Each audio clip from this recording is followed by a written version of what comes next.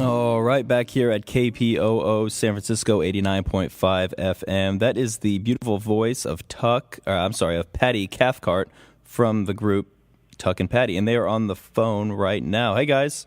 Hi. Thank you for joining us, Tuck and Patti. You guys are a staple in the Bay Area. You've been around for quite a few years, and you're doing a show in the Bay Area this Wednesday and Thursday at Yoshi's in San Francisco, December 11th and 12th, both shows at 8 p.m. I will have one pair of tickets to give away, but I'll get to that at the end of the show. How are you guys? We're great.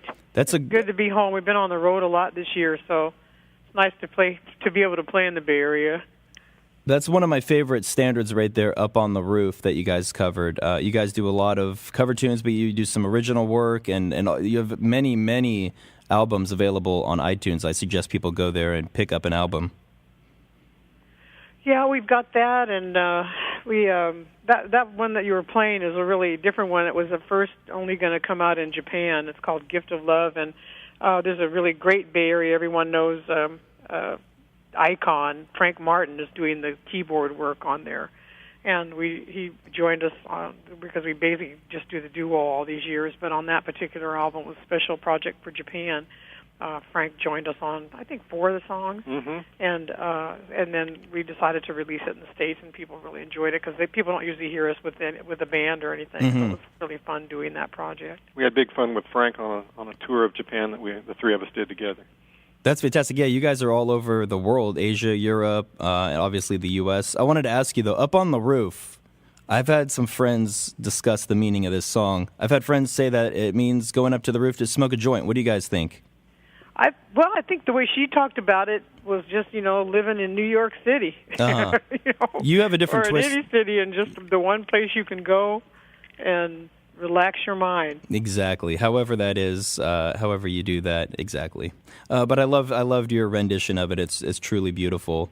I wanted to mention, too, that since it's the holiday season and everybody's in the giving mood, that if you go to Yoshi's this week, they are doing a canned food drive, so please bring canned food, and it'll help out the needy and people who don't have it so good right now. So yeah, we always have that as part of the show every year, and it goes over to Glide. That's great. That's fantastic. It's good to do things for a good cause, especially this time of the year. So let me get to the beginning, though. How did you two meet? And was it the music in each other that really attracted you, or was it something else? Well, it was exactly that. It was hearing each other sing and play respectively that caused us to realize we'd found our lifetime collaborator just in the first few moments that we made music together. And wow. That was how we met, was at an audition for a band 35 years ago, 35-plus years ago now. We just celebrated our 35th anniversary. Congratulations. So, thank you. Yeah. But now you real quickly. Now you said you found that your musical partner, but did you think you met your life partner? At the time, neither of us was thinking in those terms. It was a while until we began to discover that part, too. But we became best friends immediately and musical buddies and started playing together. I imagine that we were going to just start our own band together. We didn't right. like the band that we met in, but we thought we'd start our own band. But we started rehearsing as a duo and found that we just loved it, so we just kept doing that. Well, I imagine that would be a lot to take in within the first 5 minutes. I just found my musical partner for the rest of my life and my life partner. Yeah. It was pretty amazing even to find a musical partner. Musical partner was just as intense. Yeah, I mean we had both played at that point in literally hundreds of different bands, and you bounce off all different kinds of musicians. And I don't think that either of us probably realized that we had really finely attuned radar that was sort of looking around just to see who would be that person that you were just utterly simpatico with. And the fact that we both realized that, though we didn't stop the rehearsal and talk about it, but we realized that during the first literally few seconds of playing together is really quite amazing. We independently went off and told people, and then later, of course, told each other that we'd found lifetime collaborator and soulmate. That's fantastic. It's a great story. How do you guys split up the work? Patti, you produce and arrange it, that's right? Is that right? Yeah, I'm the writer of the group and producing and arranging a lot, but we sort of flow back in with each other about stuff like that, but I generally have done that over the years. And Tuck is the engineer and figure outer of how to play this orchestra guitar he's playing. Mm-hmm. And Patti could just play the guitar. It'd simplify my life a whole lot. Because then she could just play all this wild stuff that she comes up with that she wants me to do. But most of the time when you two are working, it's just the two of you bouncing ideas off each other, riffing on the guitar, singing. It is true that that's what we do. I mean, that's kind of the nature of our collaboration together. But when it comes to coming up with new material, in fact, it doesn't usually happen that way, although it has. But it's much more common for things to percolate inside of Patti's mind, and she's learned to sort of keep her own counsel during that process and let the stuff just grow in there in a way that I shouldn't even be trying to talk about because I don't know. And then by the time it comes to me, very often it's really quite fully formed, and it's just a matter of Patti divulging what she has in mind. What is it about the Bay Area that you two love so much? Well, I was born here, so it's my home. Right. And I'm just, it's home. Home is home. And sort of take for granted in some ways, although I never really have, the fact that there was so much available here in the arts and sort of this was like the central place to be at a certain time of life here. And so I got to be able to be exposed to all of that, and so I just I love the Bay Area. You didn't want to relocate at all with your husband? Well, he came here and never wanted to leave, so he fell in love with the Bay Area as soon as he got here from Tulsa. Mm-hmm. Came out here to go to Stanford, and then just never went back to Tulsa. Yeah, I think maybe we spend plenty of our time relocating from place to place to place to place Every anyway day. on a really short-term basis. And all it really ultimately does is make us appreciate where we do get to live more and more. That's great. I mean, yeah, everybody loves having you here. In fact, I was talking to the station manager a few minutes ago, Jerome Parsons, and he was telling me that you guys had stopped in here and your music's been playing here since at least the mid-'80s. So that's very cool that you guys have had a foothold somewhere, especially the Bay Area. Yeah, we're really grateful, and that's one of the attractive things about the Bay Area, I think, in general, which is that people are really supportive of music, and especially of musicians who come up with some idea that's not really mainstream in any way.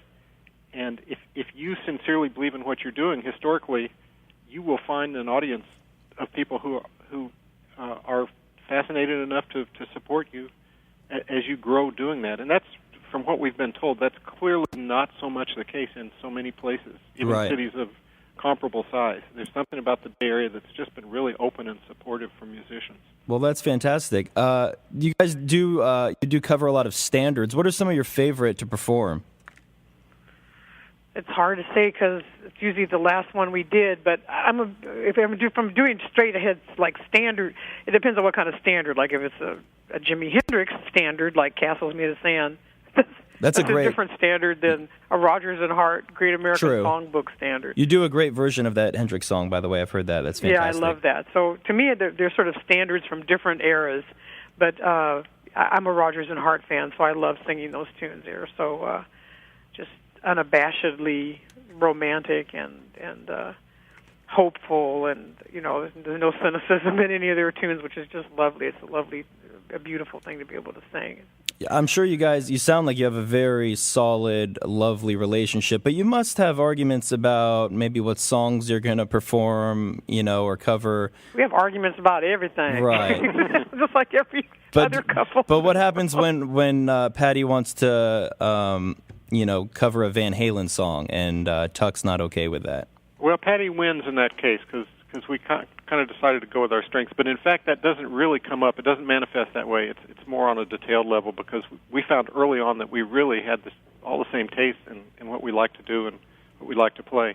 But one thing that I've found is that I'm really happy. I mean, I'm sure it's even more true for Patti, but I'm really happy to be in a situation in which everybody in the band loves every song. That's true. And particularly for the person who has to sing these lyrics, that they actually believe in it as much as if they'd written the song themselves. That's not really that common in a lot of situations that people get to choose their material so fully that way and just do stuff that they love. That's an enormous gift to be able to do that. If you get the chance as a musician to be able to really not play anything that you don't love, right. What a gift to be able to have. So all other things being equal, I would much rather sing a song that Patti totally believes in than one that's attractive to me for some reason that might have to do with the guitar part. That ends up being a really small, low-level consideration ultimately. Well, that's all due to you guys working so well together that you have that relationship and that you can pinpoint your strengths and weaknesses. So that's definitely good for you guys. Well, it's kind of like, it's not just pinpointing them, I think, as much as, because we all can do that, but it's sort of giving up your ego, the ego about it, and relishing the fact that you want to help somebody else achieve their dream. I mean, I play terrible piano, terrible guitar, terrible violin. I'm not a great instrumentalist in any sense of the word, but I'm a writer. And Tuck is gracious enough, and I've always said this, to really stay out of my way and let it get all my ideas across to him. And then, not that I don't welcome what he has to say for me, because Tuck is this encyclopedia that I can say, well, here's the chord I'm thinking of, and he can say, that's great, but if you want to hear some other ones, I can play 25 other choices that you might want to do, and I'll go, oh, I love that one, or I'll go, nope, I like the one that I like.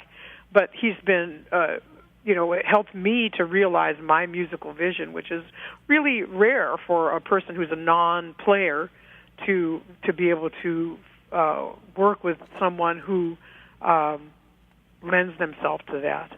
And while that's obviously a good attitude for a musician to take if they're going to play with a partner, in fact, it doesn't seem like I was wired for that, and so that's been a learning process too. It's clearly the thing that I wanted to do, but I found, just like Patti was saying, that ego gets in the way of a lot of stuff. Even when you have seemingly good intentions, we all have a lot of ego to overcome that in the areas in which you're passionate can show up, really surprise you. You guys are it's nice to speak with you guys. You're very intelligent about music, and I love speaking to people who know the art and craft of music. So it's been a pleasure to speak with you. Everybody, Tuck and Patti, they're going to be at Yoshi's Wednesday and Thursday, December 11th and 12th. I have one pair of tickets to give away to the Wednesday show. If you'd like to get a pair, 415-346-5376. Hang on the line, I'll get to you. Again, tuckandpatty.com for more info. There's a blog, videos, some of the music. Our Facebook, and thanks to all the people who were tweeting and talking about listening to the show today and, knowing about the tickets and stuff like that and getting the word out there. We really appreciate it. Great. Congratulations to you guys for, your awesome career, but your fantastic marriage, and good luck at Yoshi's. And also, when you have some more gigs lined up in 2014, I'd love to have you back. Great. Thank you. Thanks, Derek. All right. Take care, guys. Bye-bye. Bye. Take care. All right, Tuck and Patti. Everybody stay on the line. I'll get one of you a pair of tickets. This is one of their songs, Christmas Wish, here on KPOO San Francisco.